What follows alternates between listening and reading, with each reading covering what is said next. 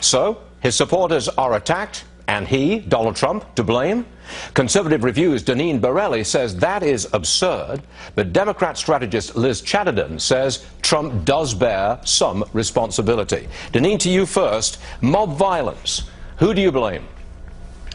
It's really outrageous, these images that we are seeing, Stuart. And listen, the left does not like freedom of speech. That is the bottom line here. And the Americans know what Donald Trump wants to do in terms of immigration, sanctuary cities, and to secure the borders. And the illegal immigrants, they know that, and that is why they are fighting and pushing back and taking to the streets and looking at these horrible images that we are seeing now. That is what we're up against. All right, Liz Chadderdon, what responsibility does Donald Trump have when people attending his peaceful rally are attacked by a mob? Well, first of all, these were initially protesters that were outside the rally, well within the boundaries that the police had established. They weren't doing anything but waving flags, as is their First Amendment right.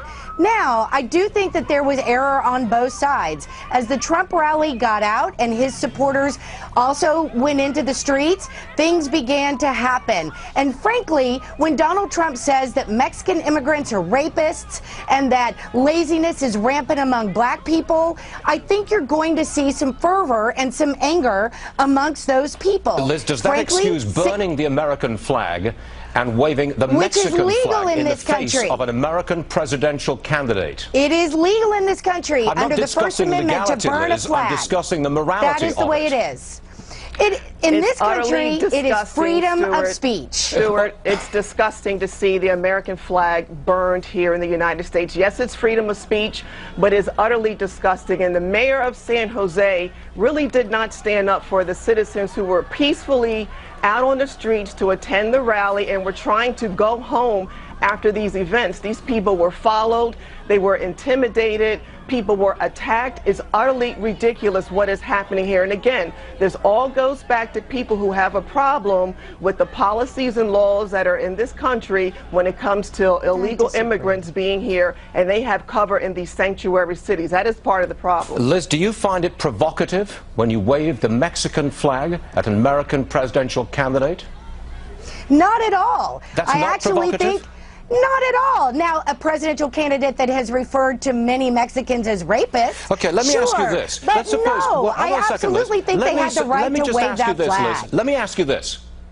You're a blue-collar worker elsewhere in America, and you're watching the Mexican flag waved in the face of Trump supporters, and there's violence. You're a blue-collar guy, and you see your job going to Mexico, if you're a UAW worker, for example, and you see that Mexican flag waved in a violent situation as they've trapped a young woman. That's what our viewers are seeing on the screen right now. How do you think that blue-collar worker feels? Oh, it's just freedom of speech?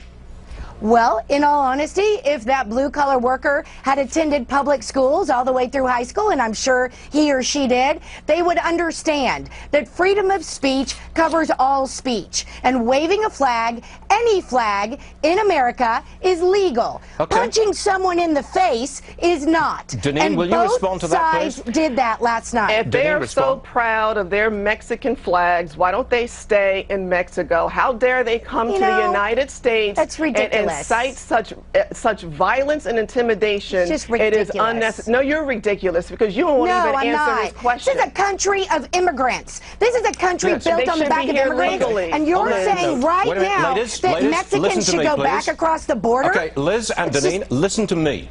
Liz in particular. I am a newly minted American citizen, and I'm very proud of my new country.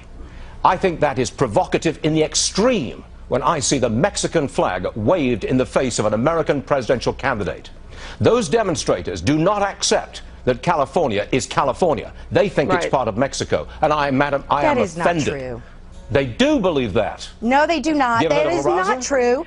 They do not believe that. That is absolutely not true. They are proud of their heritage. It's ridiculous. I am Irish. Am I not allowed to wave the Irish flag? They're burning the American flag, Liz. That is outrageous. It was a good debate, and I suspect it will continue because I think the waving of the Mexican flag will continue. DENEEN, Liz, thank you very much for being with us.